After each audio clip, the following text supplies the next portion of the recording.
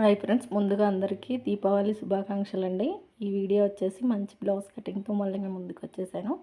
చూడండి, ఇక్కడ వచ్చేసి ఓపెన్స్ వైపు వేసాను. జెయింటింగ్ అనేది నా వైపు నుండి. నా లెఫ్ట్ హ్యాండ్ బూజుగా ఉందని చెప్పేసి భయపడకండి.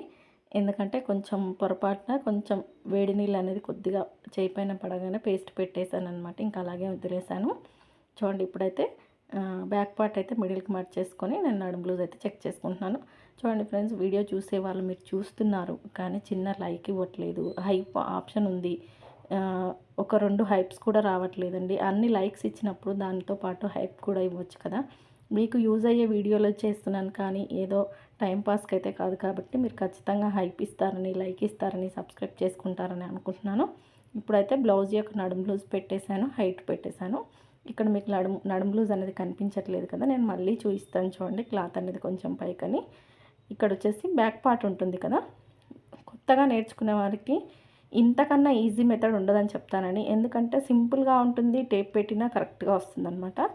చూడండి, ఇక్కడ నడుము లూజ్ దగ్గరికి అయితే మార్కింగ్ పెట్టేసుకొని మనం బ్లౌజ్ మడిచిన తర్వాత ఎంత ఉంటుందో అంత పెట్టేసుకొని దానికంటే 1 ఇంచ్ ఎక్స్ట్రాగా పెట్టేసుకొని ఇలా చంకదింపు కూడా మార్కింగ్ వేసేయాలన్నమాట. ఈ విధంగా చంకదింపు కూడా మార్కింగ్ వేసేసాను. చూడండి, ఇక్కడ వచ్చేసి కనిపించట్లేదు కదా, కొంచెం పైకంటాను. చూడండి, ఇప్పుడు టైట్ కుట్టు దగ్గరికి ఎక్స్ట్రా క్లాత్ వరకు చంకదింపు వేసేసాను. ఇప్పుడు వచ్చేసి బ్యాక్ పార్ట్ నెక్ మిడిల్కి చేసుకొని వచ్చిన దానికంటే ఒక 1/4 ఇంచ్ పైకి మార్కింగ్ వేసేసుకుంటే మనకు కుట్టేసరికి కరెక్ట్గా వస్తుందన్నమాట. బిగినర్స్ ఇలా కట్ చేయండి. మీకు 1-2 సార్లు చూస్తేనే బ్లౌజ్ కటింగ్ వచ్చేస్తుందన్నమాట. చూడండి, బ్లౌజులు పెట్టి మడత ఉల్టా తీసేసి బ్లౌజులు పెట్టేసి కట్ చేస్తే మాత్రం సెట్ అవ్వదండి. ఇలా కట్ చేయండి, ఖచ్చితంగా సెట్ అవుతుంది. దానికి నాది గ్యారెంటీ అనమాట. అంటే అంత పర్ఫెక్ట్గా వచ్చేస్తుంది ఇలా మనం కట్ చేసుకుంటే. ఈ బ్లౌజ్ వచ్చేసి నడుము లూజ్ 28 ఇంచెస్ అండి. ఇంకా చెస్ట్ అయితే చెక్ చేసుకుందాం. ఇక్కడ ఫస్ట్ హుక్స్ నుంచి చంక కింద కుట్టు వరకు క్రాస్గా కొంచెం టేప్ లాగినట్టుగా చూసేసుకుంటే మనకి 8 ఇంచులకు ఉందన్నమాట టైట్ కుట్టు. అంటే 32 ఇంచుల నడుము లూజ్ ఉందన్నమాట. అదే మీకు ఇక్కడ చెప్పడానికి టేప్ మార్క్ చేసి చూస్తున్నాను. నేను 30 రాశాను కానీ మళ్ళీ చూసుకున్నాను అనమాట. అప్పుడు అరే 32 కదా అని చెప్పేసి. చూడండి, ఇక్కడైతే 32 ఇంచుల చెస్ట్ అనమాట. 8 ఇంచులకి మార్కింగ్ వేసేసుకుంటే ఇక్కడికి మనకు చెస్ట్ లూజ్ వస్తుంది. 1 ఇంచ్ దాటుకోతుంది నడుము దగ్గర. చూడండి, ఇప్పుడు వచ్చేసి చిన్న సైజే కాబట్టి నెక్కు 2 ఇంచులు పెట్టాను. కింద వచ్చేసి 2.5 మాత్రమే పెడుతున్నానండి. కస్టమర్ డీప్ నెక్ అసలు వేయదనమాట. ఇంకా ఈ విధంగా బాక్స్ షేప్ ఇచ్చేసుకొని నెక్ రౌండ్ తిప్పేసుకోవడమే. నెక్ కూడా కరెక్ట్గా వస్తుందండి. ఇంకొక విషయం, ఈ కటింగ్ వీడియో ఖచ్చితంగా స్టిచ్చింగ్ కూడా పెడతానండి. స్టిచ్చింగ్ కూడా తీసానమాట. ఈ మధ్యన ఏంటంటే కటింగ్ ఒకటే పెట్టేస్తే కొంచెం వ్యూస్ ఎక్కువగా వస్తున్నాయి కదా, స్టిచ్చింగ్ అడుగుతున్నారు. దీని స్టిచ్చింగ్ వీడియో కూడా ఆల్రెడీ ఎడిటింగ్ చేసింది, పోస్ట్ చేస్తాను. చూడండి, షోల్డర్ అయితే మనకి ఎంత ఉందో అంత పెట్టేసుకొని కుట్ల కోసం, ఖర్చు కోసం క్లాత్ అయితే పెట్టేసుకోవాలి. ఇక్కడ చంక దిప్పు దగ్గర కూడా ఈ విధంగా బాక్స్ షేప్ మార్కింగ్ ఇచ్చేసుకొని ఇక్కడ చూడండి, ఆమ్ రౌండ్ దగ్గర 1.5 ఇంచు, చంక రౌండ్ తిరిగే దగ్గర 1.5 ఇంచులు పెట్టేసుకొని నీట్గా రౌండ్ తిప్పేసేయాలి. ఈ విధంగా తిప్పేసుకున్న తర్వాత ఇప్పుడు వచ్చేసి సైజ్ బ్లౌజ్ యొక్క ఆమ్ రౌండ్ అంటే చంక టైట్ కుట్టు ఎక్కడికి ఉందని చెక్ చేసుకోవాలి. పైన 1/2 ఇంచు కుట్టు వదిలేసుకొని టేప్ని ఇలా పెట్టేసి చూసుకో. ఇక్కడ వచ్చేసి 7.5 ఇంచ్ కావాలని నాకు వచ్చేసింది అనమాట. ఇంకా సరిపోతుంది. షోల్డర్కి ఎదురుగా మనం బ్యాక్ డాట్ ఎలాగో వేసేస్తాం కదా. చూడండి, ఈ విధంగా ఈ డాట్ వచ్చేసి నెక్ పైకి ఉంటే కొంచెం పైకి, కిందకు ఉంటే కిందకంటే 4-4.5 ఇంచుల వరకు వేసుకోవచ్చు. ఈ బ్యాక్ డాట్ నుంచి నడుము దగ్గరికి ఇలా క్రాస్గా కొద్దిపాటి క్లాత్ తీసేయడం వల్ల బ్యాక్ పార్ట్ ఫిట్టింగే మారిపోతుందన్నమాట. ఇప్పుడు ఏ విధంగా అయితే మార్కింగ్ ఉందో అదే విధంగా నీట్గా కట్ చేసేస్తున్నాను. చూడండి, వీడియో చివరి వరకు చూడండి. చివరి వరకు చూస్తేనే మీకు అర్థమవుతుంది. కొంచెం కొంచెంగా సగం సగంగా చూస్తే అసలు అర్థం అవ్వదన్నమాట.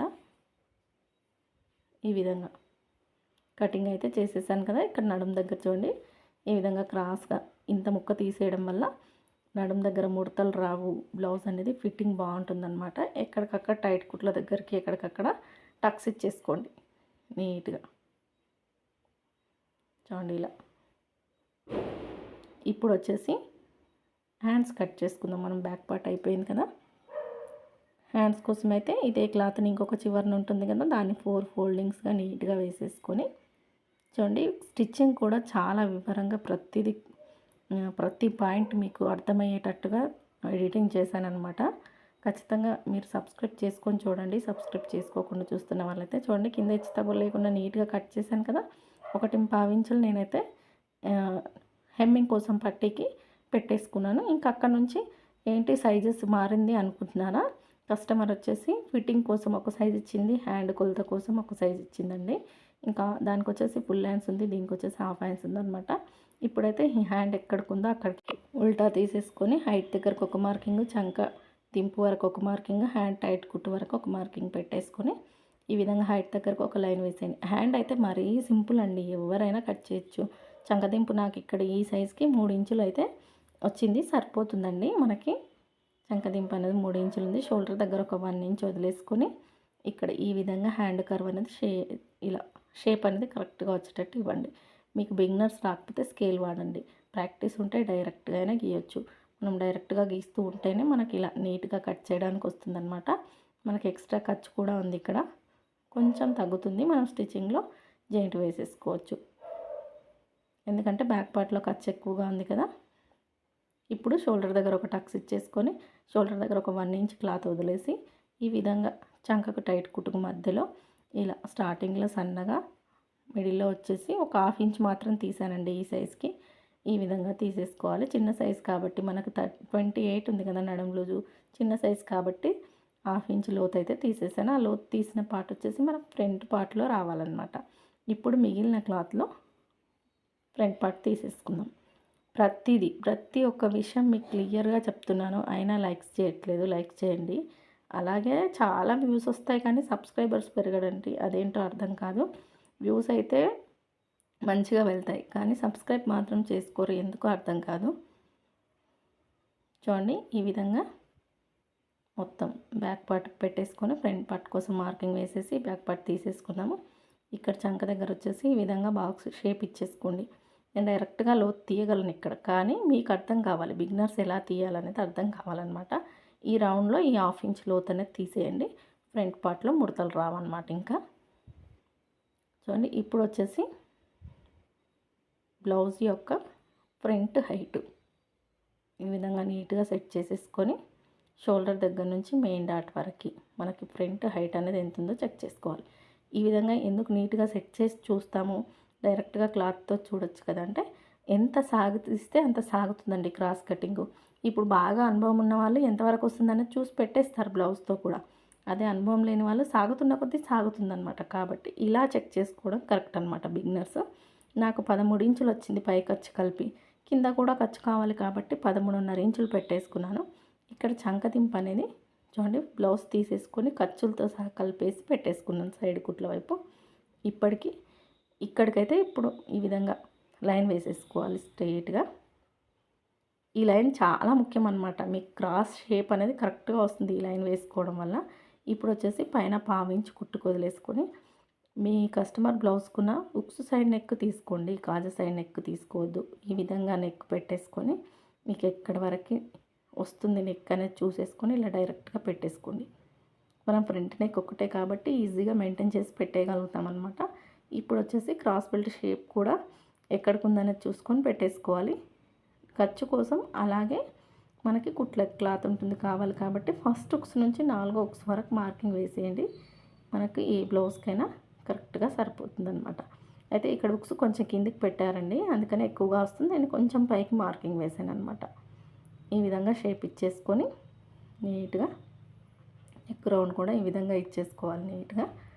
ఇప్పుడు వచ్చేసి డాట్స్, ఈ సైజ్ వచ్చేసి చిన్న సైజ్ కాబట్టి 2.5 ఇంచులకు డాట్ పాయింట్ అండి. డాట్ గ్యాప్ వచ్చేసి 2 ఇంచులు, డాట్ పొడవు వచ్చేసి బ్లౌజ్ పొడవు ఎక్కువగానే ఉంది కాబట్టి 3 ఇంచుల వరకు వేసుకోవచ్చు. ఇది వచ్చేసి మెయిన్ డాట్, ఉక్స్ సైడ్ వచ్చేసి మిడిల్లో. మనం ఆమ్రౌండ్ సైడ్ డాట్ అనేది స్టిచ్చింగ్లో వచ్చేస్తుంది అనమాట మనకి. ఇంకా సైడ్ వైపున కొద్దిపాటి క్లాత్ పెంచడం వల్ల ఉక్స్ పట్టీకి కాజా పట్టీకి పెద్దగా గ్యాప్ రాకుండా వస్తుందన్నమాట. ఇప్పుడైతే నీట్గా కట్ చేసేసుకుందాం. ఎలా మార్కింగ్ ఉందో ఆ విధంగా మొత్తం కూడా.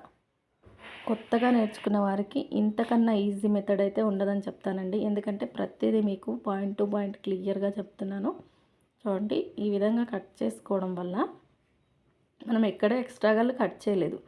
స్టిచ్చింగ్‌లో ప్రాబ్లమ్ లేకుండా ఎలా స్టిచ్ చేసుకోవాలి, ఇప్పుడు నేను కట్ చేసింది కరెక్ట్‌గా కస్టమర్ సైజుకి తగ్గట్టుగా వస్తుందా లేదా అనేది మీరు స్టిచ్చింగ్ వీడియో చూడండి. మీకు ఖచ్చితంగా అర్థమవుతుందనమాట. ప్రతిదీ వివరంగా చెప్పాను. ఖచ్చితంగా ఈ నెక్స్ట్ వీడియో పోస్ట్ చేస్తానండి. కానీ మీరు సబ్స్క్రైబ్ చేసుకొని చూడండి, లైక్ ఇవ్వండి. స్టిచ్చింగ్ వీడియో అనేది రేపు ఖచ్చితంగా పోస్ట్ చేస్తానండి. ఇప్పుడు క్రాస్ బెల్ట్ వచ్చేసి మీరు బ్యాక్ పార్ట్ మీద ఫ్రంట్ పార్ట్ పెట్టేసైనా చెక్ చేసుకోవచ్చు. అలా మాకు అర్థం కావట్లేదంటే ఇలా ఉక్స్ పట్టీ సైడ్ ఉన్న క్రాస్ బెల్ట్ తీసేసుకోండి. హైట్ దగ్గరకు ఒక మార్కింగ్ ఇవ్వండి. ఎక్స్ట్రా 1 ఇంచ్ ఇవ్వండి హైట్. అంటే మనకి ఇది వచ్చేసి ఒరిజినల్ స్టిచ్చు. ఇప్పుడు నేను గీసే లైన్ వచ్చేసి ఖర్చు కోసం అనమాట. వెడల్పు మనకి పొడవు 2 తీసేసుకున్నాం కదా. పొడవు కొంచెం ఎక్స్ట్రాగా తీసుకున్న స్టిచ్చింగ్‌లో తీసేసుకోవచ్చు అనమాట. ఈ విధంగా కట్ చేయండి. ఎక్స్ట్రాగా క్లాత్ ఉంటే డబల్ వేయండి. లేకపోతే ఏదైనా మీ దగ్గర ఉంటే వేయండి. ఖచ్చితంగా 3 వేయడానికైతే ప్రయత్నించండి. నాకైతే ఈ క్లాత్ సరిపోదు. నేను స్టిచ్చింగ్‌లో ఏదైనా వేసేస్తాననమాట. ఈ వీడియో మీకు ఎలా అనిపించింది? నచ్చిందా? ఏమైనా అర్థం కాకపోతే కామెంట్ చేయండి. అలాగే సబ్స్క్రైబ్ చేసుకోండి, లైక్ చేయండి. నేను ఖచ్చితంగా స్టిచ్చింగ్ వీడియో కూడా ఎడిట్ చేసి పెట్టానండి. రేపైతే పోస్ట్ చేస్తాను. నన్ను సపోర్ట్ చేస్తున్నారు, చూస్తున్నారు. కానీ సబ్స్క్రైబ్ చేసుకోవట్లేదు. సబ్స్క్రైబ్ నెంబర్ అనేది అస్సలు పెరగట్లేదనమాట. నా గోల్ వచ్చేసి ఇప్పటి వరకు నేను చెప్పలేదు. ఇప్పుడు చెప్తున్నాను చూడండి. 10,000 సబ్స్క్రైబర్స్ అయితే నాకు చాలండి. అంటే మరీ వేలల్లో, లక్షల్లో కావాలని కోరిక లేదు. ఒక 10,000 సబ్స్క్రైబర్స్. ఇప్పుడు నా వీడియో ఒక వీడియో పెట్టగానే 10, 20,000 వెళ్తుంది ఒక్కొక్క వీడియో. కానీ ఎందుకు సబ్స్క్రైబర్స్ పెరగట్లేదో అర్థం కావట్లేదు. షార్ట్ వీడియోస్ పెడితే పెరుగుతారు సబ్స్క్రైబర్స్ అంటే షార్ట్ వీడియోలో సబ్స్క్రైబ్ చేసుకున్న వాళ్ళు లాంగ్ వీడియో అస్సలు చూడరండి. లాంగ్ వీడియో నచ్చి, కంటెంట్ నచ్చి, ఏదైనా ఉపయోగం ఉందంటేనే సబ్స్క్రైబ్ చేసుకుంటారు. కాబట్టి నాకు తెలుసు ఖచ్చితంగా సబ్స్క్రైబ్ చేసుకోకుండా చూస్తున్న వాళ్ళు చాలామంది ఉన్నారు. మీరంతా సబ్స్క్రైబ్ చేసుకొని నన్ను సపోర్ట్ చేయండి. మీకు నేను ఒకటి చెప్పి ఒకటైతే చేయను. మీకు ఎప్పుడు స్టిచ్చింగ్ వీడియోలు, కటింగ్ వీడియోలు మాత్రమే వస్తాయి నా ఛానల్ నుంచి. వేరే పాపులారిటీ వచ్చిన తర్వాత మార్చడం అలాంటిది ఏమీ జరగదనమాట. ఈ వీడియో మీకు ఎలా అనిపించింది? నచ్చిందా? నచ్చితే మాత్రం లైక్ చేయండి.